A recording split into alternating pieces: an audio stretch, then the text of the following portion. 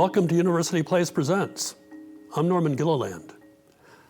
Every ship that carried Africans to the New World for a life of involuntary servitude had a story.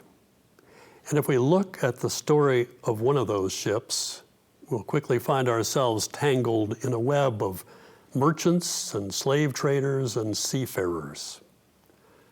Where was the power in that situation? Not necessarily with the monarchy, as we'll find out. With me is James Sweet, professor of history at the UW-Madison and the author of Mutiny on the Black Prince, published by Oxford University Press in 2025.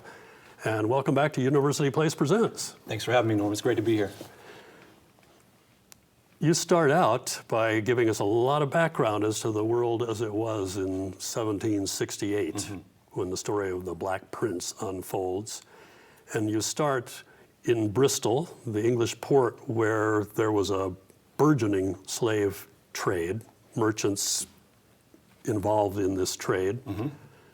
Not a very happy place for anybody, by the way you describe it. Well, I mean, for the merchants, it's a pretty happy place. These guys are doing a booming business, actually, with the Americas. But certainly for working people, it is a miserable place. And so I start the story in 1767, 1768, on the eve of the launch of the Black Prince. And what I try to do is juxtapose the lives of people who would find themselves working on board the ship with those who actually owned the ships. What's a little confounding about this is that, at least in the case of the Black Prince, one of the owners had himself begun his career actually working on slave ships as a worker and had worked his way up. So it's an interesting sort of bootstrap story. The other owner happened to have been a man of great privilege, a man named James LaRoche, who actually became a member of Parliament. So these two guys co-own, and they become sort of a perfect metaphor, if you will, for the way that the slave trade worked in the 18th century. But Bristol, for sailors, was a truly miserable place, especially in the year 1768. It was a year that had a very difficult winter. Crops failed. People were hungry. You saw in the newspapers of the city rich, wealthy people extending, in sort of these acts of noblesse oblige, giving, coals and giving small amounts of food. But people who were paupers had to wear signs of their indigency. And on Marsh Street, which was the street that had most of the pubs and public houses and places where sailors and working people stayed, it was not unusual for the proprietors of these institutions to get sailors into debt, to feed them lots of alcohol, get them to stay in their quarters without pay, and then get them deep into debt, and then basically sell them off to slave traders and put them into the trade. In the summer of 1768, because of the misery that had been suffered, across the city and elsewhere across England, you do see sailors start to take or avenge themselves, and they do this in a number of ways. In some cases, they attack each other on places like Marsh Street in these bars and pubs. They attack houses of ill repute. They end up themselves eventually, actually, though, joining together with other sailors across Great Britain, and they strike for the first time, which is interesting. You say too that the very word strike comes from those labor actions of the sailors. This is what historians have found. I mean, the word strike itself comes from the act of striking the sails. So the idea of drawing the sails down so that the ships can't move. And the first sign we see of this in 1768 is in the northern part of England in Sunderland, and it quickly spreads to London, to places like Bristol. It's interesting that Bristol had been a sort of a hub, if you will, of the slave trade for many, many years, and it continued to be in the 1760s. But by this time, it had been supplanted by Liverpool. But Bristol still provided large numbers of lead works and copper and pewter and glass and other trade goods that they traded with Africa, and then those trade goods went to the Caribbean and to North America. There was a very vibrant trade, actually, in pottery and things like that to North America as well. So this, Bristol was still an important trade hub for England during this time. And so when the strike of 1768 spread to Bristol, the merchants very quickly tried to negotiate with their sailing men and put an end to it fairly quickly. Interestingly, in Bristol, in other places like London, the strike actually became quite violent and lasted deep into the summer of 1768. So this was a period of upheaval, if you will, across England and also in Bristol itself. What kind of men were the captains, if you can characterize them, and what kind of men were the sailors? Great question. So the captains tended to be men who had worked their way up. Many of them had, in terms of their backgrounds, had pretty humble backgrounds.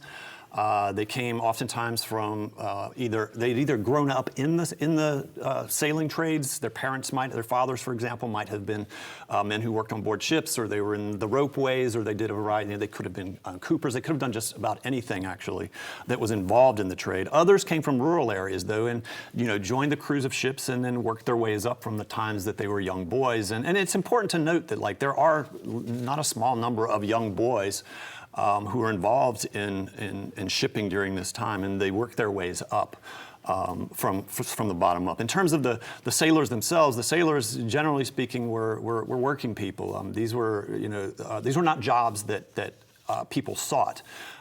In fact, I use an analogy in the book that was repeated time and again that it was probably better to be in jail than to be on board a ship, because at least in jail you couldn't drown. So. Maybe a little bit less likely to experience some of the abuse that you could if you had the wrong kind of captain. And what about some of these captains? Well, the sort of personalities of the captains ran the gamut. I think the stereotype is of brutality, and I think that stereotype, as a rule, holds. There were ship captains who understood, vis-a-vis their merchant bosses oftentimes, that this was a business and that the best way to run the business was to balance the sort of chaos and madness of the slave trade with sort of a firmness that allowed for the business to unfold. But then there were captains who themselves were psychopaths. They were brutal. They were drunk. They were high. They saw their underlings as essentially extensions of the enslaved Africans on the coast of Africa, and they abused them as such. Sometimes in reading between the lines of some of these things, I sometimes think that the slave ship captains actually abused the weakest members of their crews almost as examples to the slaves to show how brutal they could be. What kind of ships are we talking about? Were they specialized for carrying slaves? In some cases, yes. In other cases, no. In the case of no, ships would sometimes be refit for the slave trade. The image that we're looking at here is an image of a ship like the Black Prince. It's not the Black Prince, but it's a three-mast frigate, much like the Black Prince. And what's important to notice here is that, and it's very hard to see probably, but just under the middle mast, you can see in that first row, that is actually where the enslaved Africans were kept. In very small quarters. I mean, the one on the left is probably the size of a large bedroom. The one on the right is the size of a very large living room or den. So if you're thinking, like maybe 800 square feet, and those two compartments together were meant to hold 800 enslaved people. Whereas you see the rest of the ship is burdened with cannons, because the ships were oftentimes ships of war as well. I mean, as many folks know, the 18th century Atlantic world was rife with conflict, and so it was not unusual, particularly during the 7 Years' War, for example, for English and French ships to be battling one another and to be taking them as booty, if you will, and taking the goods that are on board and selling them off and making a profit. So these were warships as well as they were slave ships. The slaves obviously were very valuable. How well cared for were they on these slave ships if 400 of them were packed into such a small space? I mean, I think the question kind of speaks for itself. Not well kept at all. In fact, I think if you look on the left-hand side of this image, you can see that like the overhead carriage, there was none. And basically, you had 3 feet of space. The analogy that people talk about is that the enslaved, each individual was sort of like a spoon, right, spooning to the next person. And these compartments where the enslaved were kept were putrid places. Many people had diseases or contracted diseases. oftentimes ones that were waterborne diseases, so things like cholera when people would get those diseases, they're diarrheic diseases, and so people's filth and their waste were all in these compartments, and so disease spread very quickly. These were incredibly hot spaces because, as you can imagine, crossing the Atlantic during the summertime on a wooden deck and just below, it's basically like being in an oven, you know? Constantly rolling. Yes, exactly. The seasickness, that's another aspect of this, right? So, unbeknownst for most of these folks, they wouldn't know whether they were seasick because they'd never been on ships like these.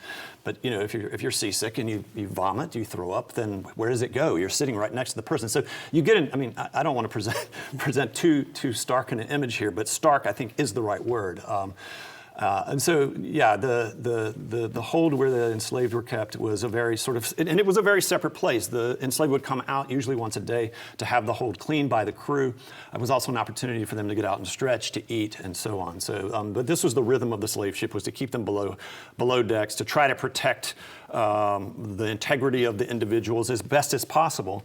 But the death toll was quite high, and in some of these ships, they arrived in the Americas with only a handful of the enslaved Africans that they left the coast with. As a general rule, in the 18th century, we're talking about 15 to 20% mortality during the.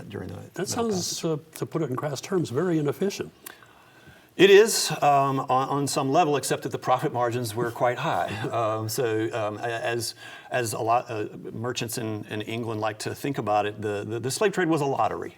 And so there was a lot of risk involved. Yes, you could incur great losses, but the successful voyages were also subject to incredible returns. So. And as we look at the route from Africa to the New World, mm-hmm. What were the perils? What were the snares along that route?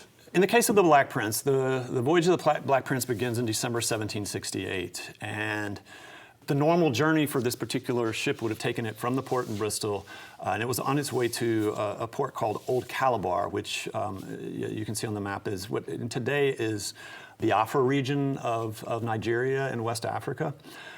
What made Old Calabar, and in particular a dangerous port, were there a couple of things. One was it was about 40 miles into the interior, which when one thinks of a port, one doesn't necessarily think of going upriver for long periods of time. But in this case, one had to pass through a series of sandbars. So you needed to have some expertise in navigation. But then once you got into the interior, you're kind of trapped. So the ship itself was 40 miles inland on a river and sort of subject to the vagaries of trade in the interior. And if trade was slow, they would sit on the river for many, many months at a time. People would die of disease and so on. So it was difficult. But then once you gathered enough slaves and were able to get into the Middle Passage, things were usually, this sort of triangular trade was, hundreds of ships did this, thousands of ships did this over the course of the 400-year history of the slave trade. So from there, the ship was on its way to Antigua in the Caribbean, and then eventually it would have gone back to England. In the case of the Black Prince, the ship actually never made its way to Calabar, though. It actually, the mutiny took place on board the ship on the eve of its arrival into Nigeria. And what happened was, it was basically one evening on board the ship. The first lieutenant was simply walking across the deck, and one of the sailors wheeled past him, turned on him, pulled a wooden club out of his breast pocket, and just hammered the first officer in the back of the head, unbeknownst, and he just collapsed to the deck. As soon as he did this, other crew members joined in and subdued all of the officers on board. There were roughly a dozen officers, and tied them up. And then they made a decision the rest of the sailors, they voted and decided that the best thing to do was to throw the crew, the captain and his officers overboard. They decided not to do that.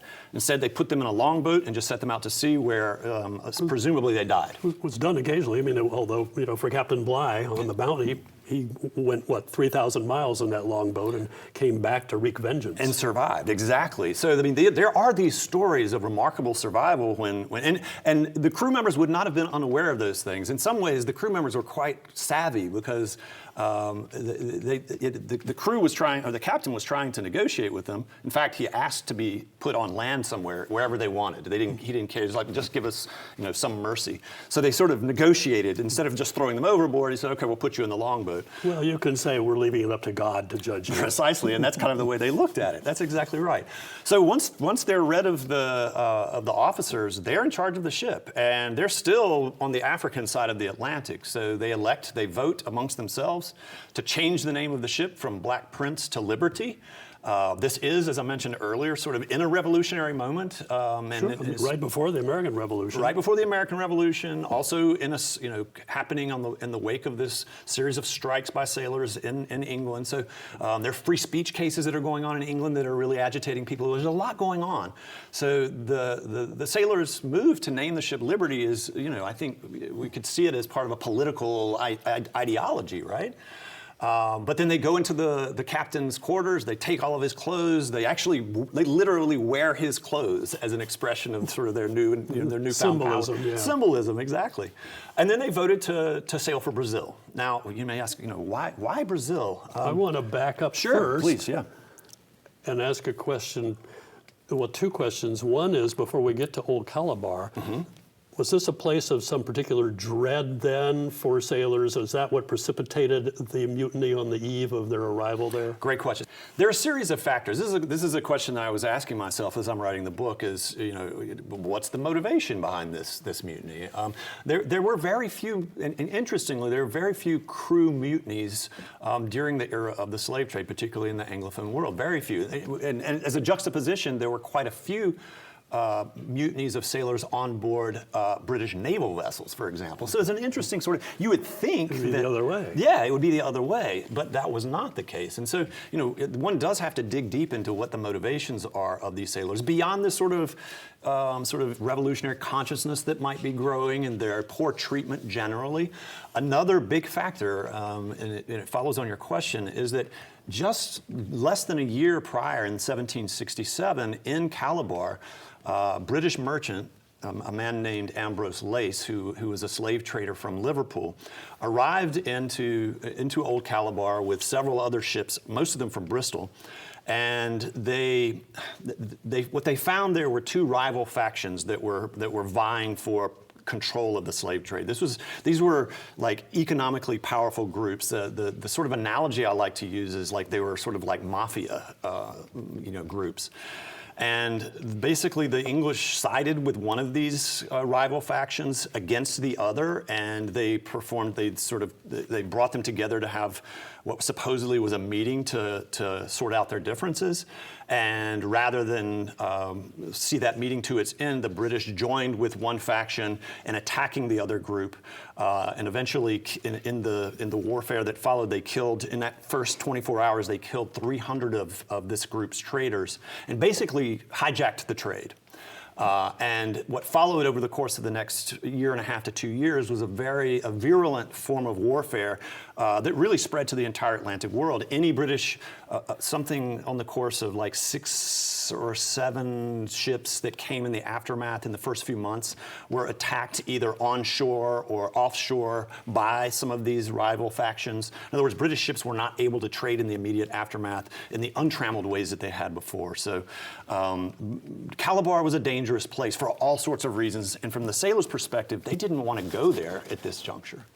They could also, I gather, be stuck there for a long period of time for either business reasons or having to do with the ship or the wind or whatever it might be. Right. Which would be even more dangerous. Of course, yeah. I mean, so the longer you're sitting there, during this time of warfare, the trade itself was interrupted. So there were a number of ships that stayed in, 40 miles inland, sitting on the river for months at a time. And as I say in the book, this is dying time for not just the enslaved that are brought on board the ship who have to wait before the departure, but also for the crew. So the crew is dying of a number of diseases, and it's not at all unusual for these British slave ships to lose the majority even of their crews while they're sitting in the river. So yes, there were lots of good reasons why the sailors had for performing this mutiny.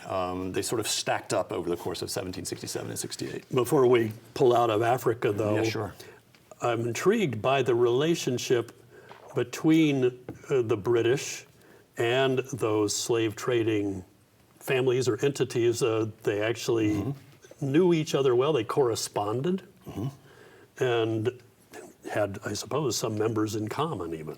Yes. So there had been a very long-standing, since going as far back as the late 17th century, of a building of relationships between these merchant factions, and interestingly, the Bristol and Liverpool factions. So, in a way, the factions in Africa reflected the factions in. So, the Bristol traders were more aligned with the traders at so-called Old Town, and then the Liverpool traders were aligned with sort of the upstarts. And the Liverpudlians themselves were upstarts in the slave trade, so it made sense that they would ally themselves with these so-called Newtown traders, right? So what ends up happening is that the forging of these different alliances ultimately mean that there's lots of shared understanding, and the trade itself passes generation to generation. So, for example, the slave ship captains of the earlier generation in the 18th century passed their knowledge on to men like John Fowler, for example, who was one of the owners of the Black Prince, or to James LaRoche. In fact, James LaRoche's uncle had been a trader in the previous generation of enslaved people in Calabar and knew those traders, so he passed the knowledge on to his nephew, and they wrote letters back and forth, as you mentioned. They asked after one another's relations. They knew, and some of the traders themselves went to England for education. Yes, they did have children. The traders, when they were in Calabar, would have children with the women there. So there were actual family relationships that tied these networks together. Why Brazil? Why Brazil? That's a fascinating question that I wrestled with. There was this old pirate tradition, and there were the writings about the sort of exploits of Black Bart. In the earlier part of the 18th century, Black Bart had actually attacked a Portuguese convoy, a royal convoy that was taking large amounts of treasure and goods back to Portugal from Brazil.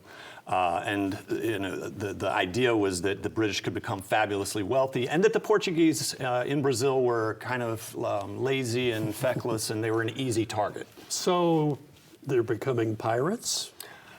That's what the British would call them. They would say that they pirated the ship, that the mutiny itself was an act of piracy. And it is true that once they turned pirate, as it were, that as they made their way across the Atlantic, the new captain of the ship, and by the way, these guys elected a new set of officers, which is really interesting, and it's basically very democratic. Very democratic of them, but also not very creative, because they just basically replicated the same sort of hierarchy that they just toppled, right?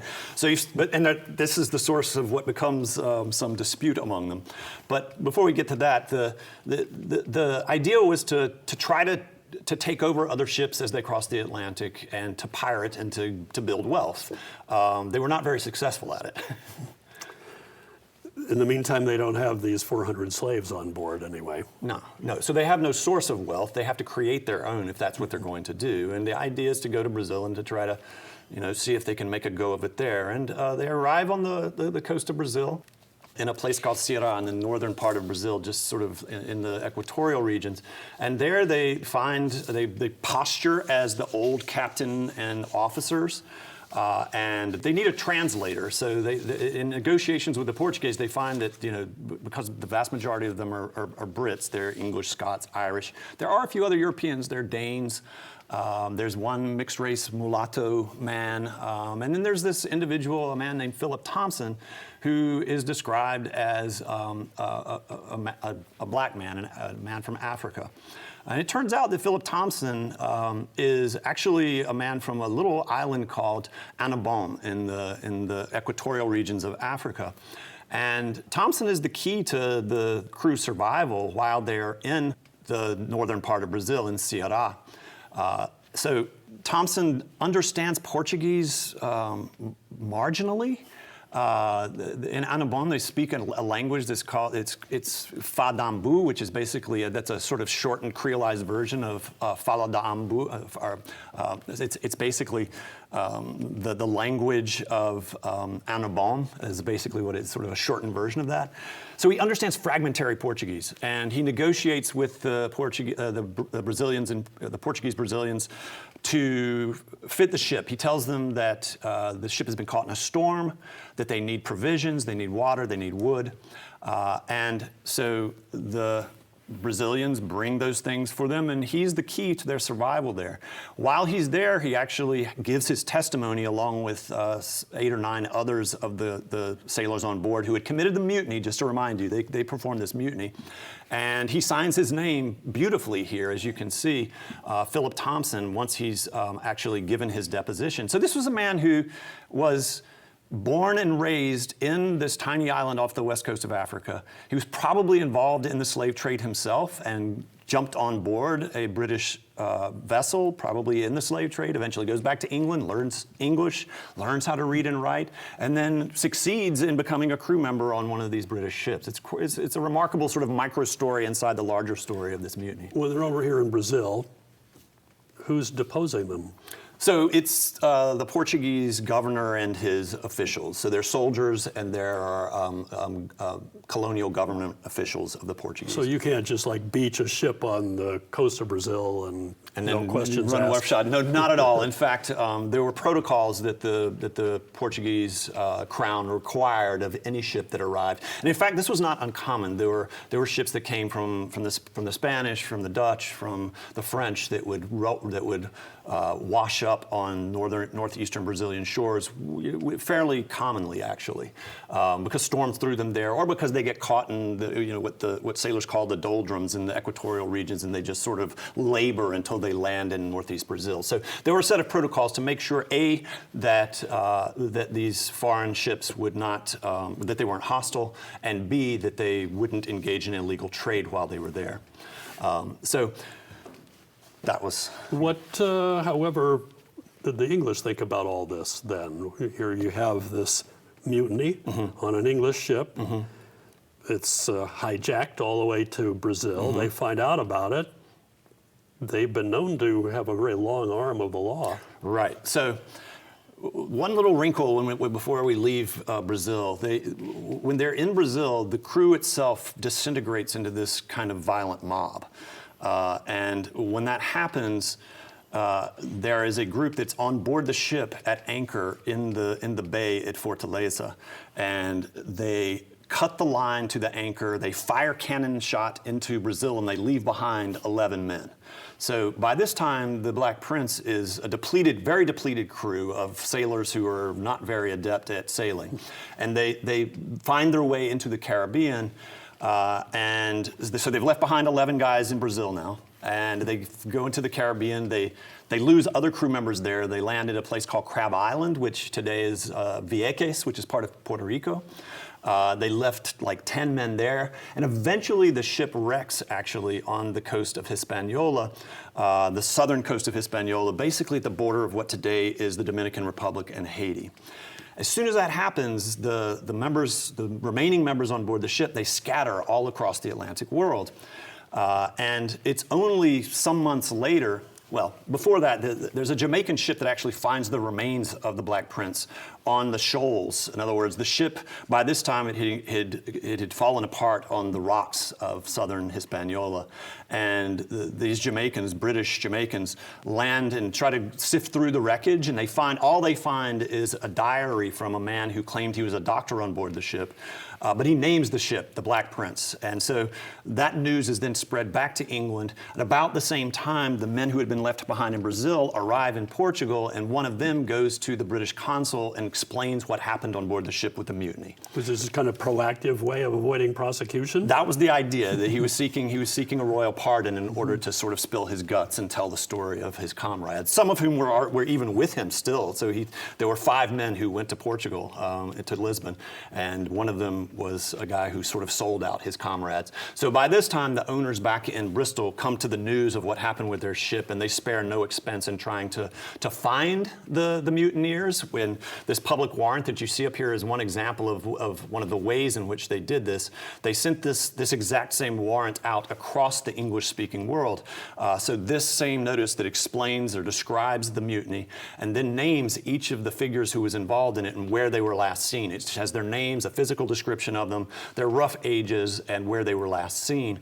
And these appear all across North America in cities like Boston and New York and Charleston and Savannah, also in places like Jamaica and across the British Caribbean, and as well as in England. So these things, the news of this circulates very quickly. But some time has passed since the ship foundered. Mm-hmm. These men, as you say, scattered. Week follows week, month follows month. Mm-hmm. Is there any retribution from English law? Absolutely. So a couple, just to sort of fill in the gaps of the timing here. So the ship leaves Bristol in 1768.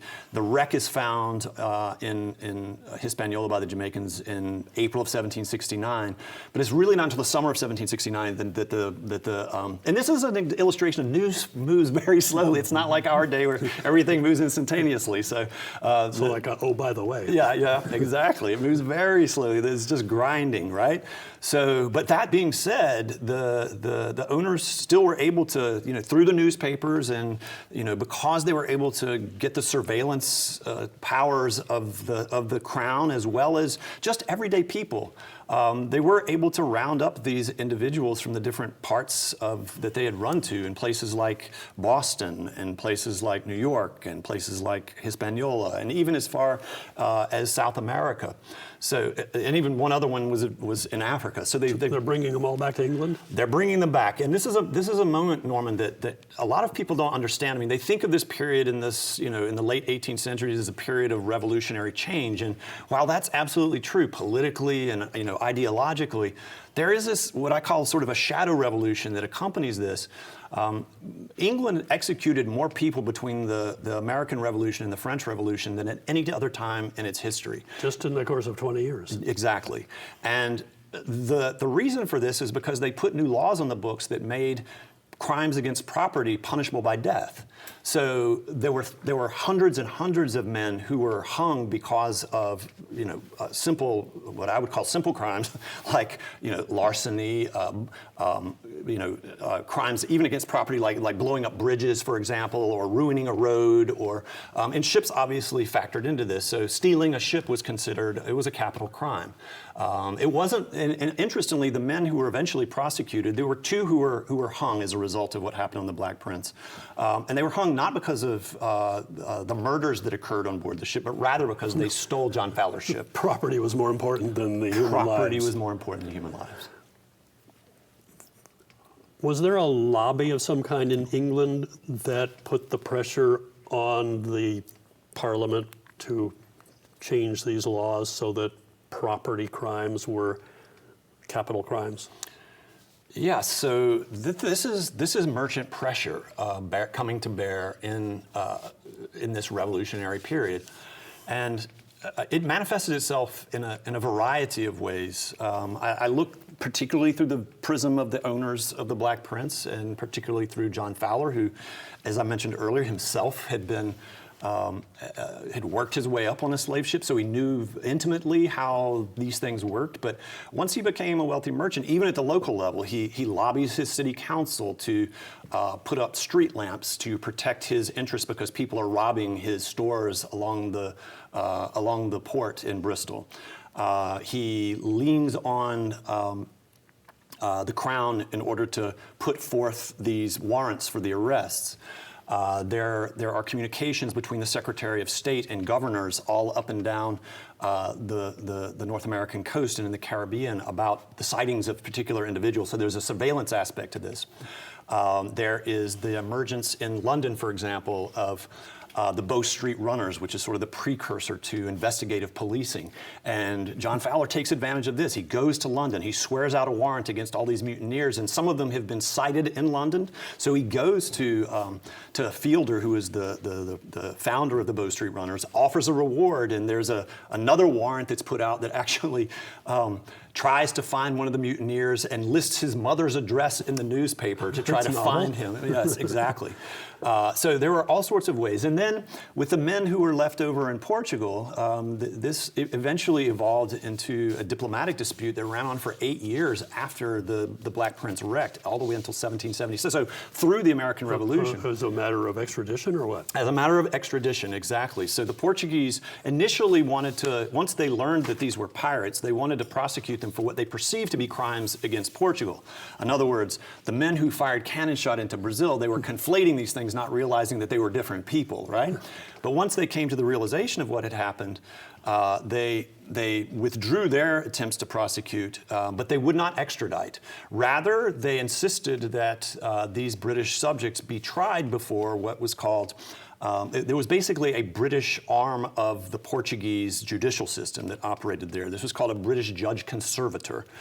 It turned out that the judge conservator was a Portuguese jurist who was paid by British merchants to preside over courts in Lisbon and in other Portuguese cities. That's interesting legal situation. Well, it was a symptom of British dominance over the Portuguese economically and politically, and the Portuguese bristled under this kind of arrangement, and they insisted that they did not want for this trial to take place in Portugal under these conditions. They wanted the mutineers to be sent back to be tried and hung. But what ended up happening is that the Portuguese eventually won the diplomatic argument. And by the way, during all this, it's the merchants themselves. John Fowler from Bristol as the sort of merchant king. I failed to mention earlier, John Fowler eventually becomes the second largest slave trader in Bristol in the 18th century, only behind the uncle of James LaRoche, who was his partner, and James LaRoche becomes a member of Parliament. So together they're able to lobby two different aspects of sort of British society. One is the political aspect. So LaRoche has the ear of the king and the Secretary of State and so on. Meanwhile, Fowler has the ear of groups like the merchant venturers, who are a Bristol. The analogy I use in the book is it's kind of like a chamber of commerce, but with a lot more political power. I mean, and not nearly as salutary as I think we normally associate with the chamber of commerce. But they're a group of businessmen organized around merchant trade, and Fowler actually depends or leans on them for helping him collect reward money to try to capture some of these guys. Powerful as these merchants are, is there any kind of push in British politics at this point, 1770 and so on, to outlaw slavery, which ultimately happens? So you're starting to get voices of opposition to the slave trade in the second half of the 18th century, but they're in the wilderness at this point in the late 1760s, in the early 1770s. By the time that John Fowler finally finishes his career in the 1780s and 1790s, you start to have that real abolitionist movement, the one that people are more familiar with, the Wilberforces and so on. But that is slow in the making, and at this juncture, there isn't much of that, other than outside of a few sort of pockets like the Quakers and people like that, right? I have to wonder if some of the stories seeping back from these slave ships, though, didn't help to precipitate some of that anti-slavery movement. Without a doubt. The brutality of the ships themselves, the treatment. I mean, one of the things we've left out of this conversation so far, obviously, is the treatment of enslaved Africans. Fowler was responsible by himself for tens of thousands of enslaved Africans going to the Americas during the 20-year period of his career as a merchant. And each of those ends up in different parts of the Caribbean, and some of them go to North America. Their individual experiences are, because the Black Prince never actually takes on the enslaved, this is mostly the story of the sailors and of the merchants. But this was a system that was corrosive for everyone, and I think that's one of the key transitions I try to make after I discuss the mutiny. And sort of its immediate aftermath and this sort of corporate conspiracy that brings the traders together along with the crown to try to control particularly the judiciary. The other story here is that the way in which the sort of sinews of labor and capital and workers and enslaved and merchants all come together. And even for people who weren't directly involved in the trade, a place like Bristol, it was very hard to avoid some kind of connection to the trade. People who were in the manufacturers, they were manufacturing for the slave trade.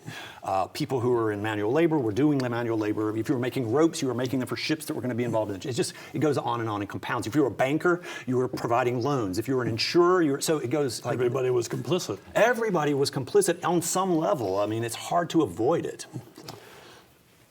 As long as we're back in Bristol, the crew of the Black Prince, the mutineers then, 2 of them were hanged. Who were they? And you mentioned their crimes. Right. So this is kind of complicated. So one of them was a man named John Scholes. John Scholes was a Dane. His case is an interesting one because he survives a crazy gauntlet in order to be able to arrive back into England. He ends up in Newgate Prison in London and is eventually hanged in London. But he is. After the mutiny, he flees into the Atlantic. He continues working on ships. He's actually tracked down in Suriname, of all places. There were people who saw him on a ship that was going to Suriname. This was confirmed. The captain brought him back to New York. He went from New York to Boston, and then from Boston to London. There in London, he was put in jail. He survived all of these travels, which is remarkable, because once these guys were arrested, they were basically treated themselves like they were treated like slaves, essentially. They were put in chains and put below decks and fed sparingly. So the fact that he survived, there were others that I talk about in the book who were arrested but never made it actually to trial, so they never actually were hung. The other person who was hung was a man named George Geary, and Geary is an interesting case because he ultimately didn't hang for the crime he committed on the Black Prince, but rather on an act of piracy that he committed earlier in England. He was from Hastings, and he attacked ships with a group of men in the English Channel prior to in fact, he was a criminal. He was on the run he was a fugitive from justice when he joined the Black Prince crew, which was not unusual. In fact, there were nearly a half dozen crew members who tried to get on the Black Prince who had criminal records or were put in jail before they actually made it on the Black Prince. Probably not unheard of today. Yeah, exactly. What about the rest of the crew apprehended? So several of them die in custody, as I mentioned, but the vast majority of them actually get away. The ones who are hung, they're interesting stories about those who end up being hung. There was a special sort of ritual that was, that's the best way to call it, that was preserved or reserved for piracy. And the sort of execution dock, which was actually on the River Thames. And what would happen was at low tide, they would perform the hanging, and you see all of these people gather around. Thousands and thousands of people would come for these public executions, and all of the pirates would be hung. And their bodies, they would be put out at low tide so that then 3 high tides, the rope was a rope that allowed them so that the tides would come in over their bodies and wash over them 3 times before then they were taken down. And normally their bodies were, they were put into these sort of metal, they were put in chains, like metal contraptions, and then hung by gibbets in various places, either along the river or in the cities from whence they came. And basically their bodies were allowed to rot as public examples to anyone who might want to perform similar acts of piracy. So this was public spectacle. People would come out and watch. In the case of I believe it was Geary, when Geary was hung, if you can see here along the right-hand side of this image, there's a wall where people are sort of gathered. The wall actually collapsed at the hanging of Geary, and a number of people were injured. I think maybe even one man died. So it just gives you an idea of sort of the nature of this public spectacle and the way that people sort of just consumed it. To get a little further into it, because there obviously was a strong, we'll say, for want of a better word at this point, a religious component to this kind of death too. Mm-hmm. If you tried to commit suicide before you were hanged, that was particularly frowned upon.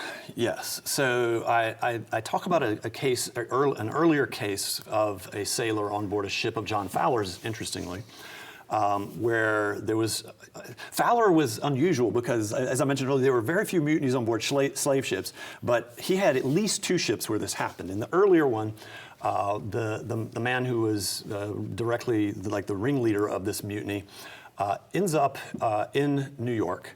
And just on the eve of his scheduled hanging in New York, he hangs himself by the very small rope that was tied around his waist to keep his pants up, basically a belt, but it was basically a piece of cloth. And he took it and he put it on the bars of the cell and hung himself.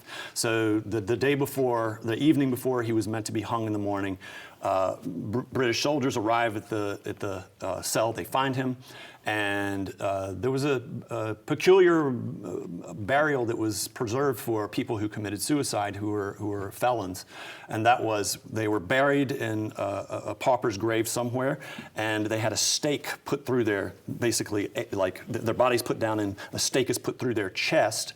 And in this case, in the case of this particular individual, a sign was put on the stake that was driven through his chest, and it was put along a roadway between New York and Boston where everyone could see it.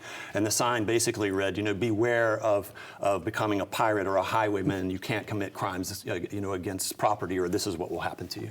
I suppose minor in the scheme of things of the slave trade, but were there other commodities that were also profitable in this route? Oh, yes, of course. People forget, we talk about the slave trade, but slaves are being traded for goods, right, once they arrive in the Americas. So obviously tobacco and sugar, I think people are familiar with those. But even from Africa, there are important goods, particularly ivory. Tusks, they were sometimes called. So ivory is a really important. Some cloths, particular kinds of African cloths, became commodified and important in the sort of larger Atlantic world. So there were, later on palm oil, different kinds of foodstuffs, things like that. So yes, there were other goods that were traded back and forth, and the Africans themselves, African merchant traders, really sought out luxury goods from their merchant partners in England, things like, silk clothing and particular kinds of hats and umbrellas and things that we think of as mundane, perhaps clocks, but also cannons and things that are more practical for warfare, for example. So, there were all sorts of goods that flowed back and forth. What do you see as the legacy of the Black Prince, the mutiny, the Liberty, and the aftermath? Yeah. So, as I mentioned earlier, I think there are two big legacies. One I've already mentioned, and that is sort of that this sort of what I call this corporate state conspiracy that emerges in what's supposed or a shadow revolution, if you will, that happens during the revolutionary period. I think that one legacy of that is that the sort of manipulation of the state by corporate interests is something that continues in ways that are oftentimes hidden. We think of that as a very recent phenomenon, I suppose. We do, and we think of. It's ironic, Norman. When I was writing this book, all of the we had the emergence of these kinds of questions about sort of corporate state capture, both in our own country with first a Supreme Court ruling that said that businesses are like people, and then later with powerful people in political positions who themselves are corporate entities, right? So, but yes, this has been going on for many years, and it has at least its origins going back to the slave trade, and slave traders were eminent figures in making these kinds of manipulations. So I try to trace those out. The second, I think, big legacy is Bristol is an interesting space because in the contemporary period, in the last 25 years, a lot of attention has been placed on the British Crown, and you mentioned this in your introduction, that the monarchy oftentimes gets the blame.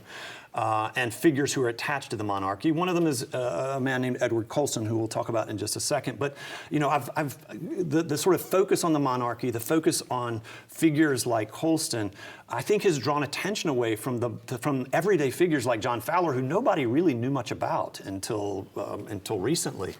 And so what I try to do is I trace the money. Fowler dies an extraordinarily wealthy man, even though he was born into humble circumstances. He dies the equivalent of a multimillionaire. I suggest that he's worth about $18 or $19 million on his death in contemporary money. He has 6 children. He leaves them all millionaires. And then what I do is I trace generationally what happens, because this is an important question. This question about what does wealth that was drawn from slavery, how does it manifest itself over generations? Like, what are the legacies, like the economic legacies? And looking at a family like the Fowler family, it becomes very apparent that that $18 million that he distributed to his 6 children is compounded. Like his oldest son, for example, only got a fraction of, so he got a fractional piece of that estate, which was worth $18 million, and he increased it by 16%, and that is accounting for inflation, by the time that he died. So the individual of 6 people compounded that wealth, right? The grandchildren of the I think there were 5 boys. 3 of them went to Oxford or Cambridge. 2 of them went into business. 1 of them became a lawyer. 1 of them became an international trader in South America. 1 of them became an Anglican priest. And so you can see how slave trading snowballs into the sinews of British society, particularly in the aftermath of the Revolutionary period and into the Industrial Revolution and beyond. They become, any of them, benefactors, any of these slave traders, men of high civic standing in Bristol? Oh, yes, nearly all of them. So the Society for Merchant Venturers, which, as I said earlier, I mean, it does evolve into something like the Chamber of Commerce. So today they want people to believe that is who they are, and they do a lot of amazing charitable work. They always have. In fact, there were charitable networks that were established in the honor of Edward Colston, in fact, after his passing, in the 17th and 18th century, at the beginning of the 18th century. So nearly all of the sort of major slave traders' children become leaders of the Society of Merchant Venturers. Many of them become mayors or sheriffs of Bristol. They sit on the boards of the earliest railroads that connect, for example, Bristol to London. They sit on the boards of, as did the slave traders themselves, they sit on the boards of turnpikes, and the turnpikes were essentially private ventures that built roads. The state was not in the business of building long-distance roads, so merchants did that for them, and it was mostly slave traders because it was in their interest to have sort of trunk lines that connected to their ships, right? And those continued, so those slave traders' children were the ones who sat on the boards of these turnpike trusts. So it goes on and on and on. I mean, and then there are more direct business connections, obviously. They take over the businesses, gunpowder works, iron works, and so on, that also fed the trade. Where does all that money go once the slave trade evaporates over the course of the decades? So this is the remarkable part of the story for me, is that I guess going into this project, I'd always assumed that the slave trade wealth was the slave trade wealth. I knew that these guys were diversified, but I didn't realize how diversified someone like John Fowler was. John Fowler had businesses on his death that were spread all over England. He had invested in everything from distilleries to ironworks to docks to ropeways to bank. He was a partner in a bank. I could go on, but he also owned large numbers of properties, including properties across England, but also owned mortgages in Antigua and in Jamaica. So indirectly, he actually owned slaves, although he didn't. He owned them. He owned the properties or mortgages on the properties that were sugar properties and that owned slaves. And so, but the majority of his wealth by the end of his life was actually in investments in basically the Treasury, the British Treasury. By the time his oldest son William dies, he has 150,000 pounds in British consols, which is an enormous. I mean, that was enough money to live on just the interest of those consols. They paid like 3.5%, but he could have lived a very wealthy man's life just on the interest of those consols. So, and this is important because this money obviously is helping facilitate the growth of the British Empire, right? So they're intertwined. In Bristol itself today, is there some rethinking about the history of Bristol and the prosperity that came to Bristol because of the slave trade? Absolutely, and this is sort of the subject of my sort of afterword or last chapter on, I call it reckoning. And there has been a reckoning, a very long-standing reckoning, I would say. I mentioned earlier Edward Colston. When I first went to Bristol, I was going there to do research on this project, and I love going to the places that I study. I just don't feel like you can do this kind of work without actually feeling and getting a sense of the place.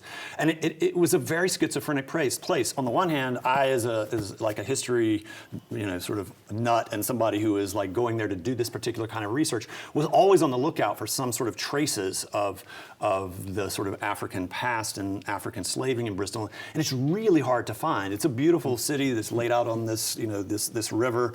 There are lots of nice restaurants, museums, lots of kids. This is a beautiful place.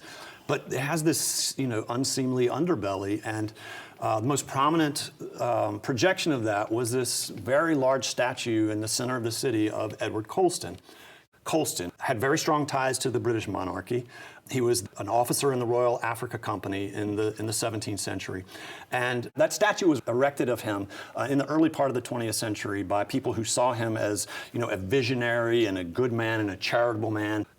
On his death, he gave a lot of his wealth to various charities in Bristol. So his name is everywhere. It's on schools, it's on buildings, it's on streets. It was like on the Performing Arts Center. It was everywhere in Bristol. So once people came to understand that his involvement with the Royal Africa Company, which was literally the Royal Africa Company, was run by the monarchy, but he made wealth off of that, he became a target. And one of the things I try to sort of finesse in the book is this emphasis on people like Colston, and I think it's perfectly, understandable that Colston becomes a sort of stand-in or a target for slave trading in England writ large. A symbol. A symbol, yes. But it does, in some ways, obscure or sort of hide figures like John Fowler or James LaRoche, who are the really they were the ones who got their hands dirty in this. Colston never saw the inside of a slave ship unless he saw it just on the docks. He was never involved in those kinds of ways. But in the aftermath or in the wake of the Black Lives Movement in Bristol, after many years of sort of fitful changes, there were some groups that started renaming, like Colston Schools, for example. But in the wake of this, and right after the Black Lives Movement really took off, in 2020, you saw a period where Colston became more and more of a target. People spray painted his face. They put signs in front of it. And then eventually a very large crowd gathered and they lassoed this ropes around his neck, dragged him down from this pedestal. I believe he was, I don't remember how tall he was, 18 or 20 something feet, very large, and on a large pedestal. So they pull him off of the pedestal and then roll this very heavy statue down a public square and into the harbor. And this is the image that you see here of the activists actually dumping his figure in the harbor. And to answer your question about the legacy too, they put this statue into a museum now. They fished it out of the river, and it now sits in a museum dedicated to questions about Bristol's legacies with slavery. And with that symbol, we'll leave it there. James Sweet, thanks for taking us aboard the Black Prince and looking into the mutiny, which touches on so many other things. My pleasure. Thanks, Norman. I'm Norman Gilliland, and I hope you'll join me next time around for University Place Presents.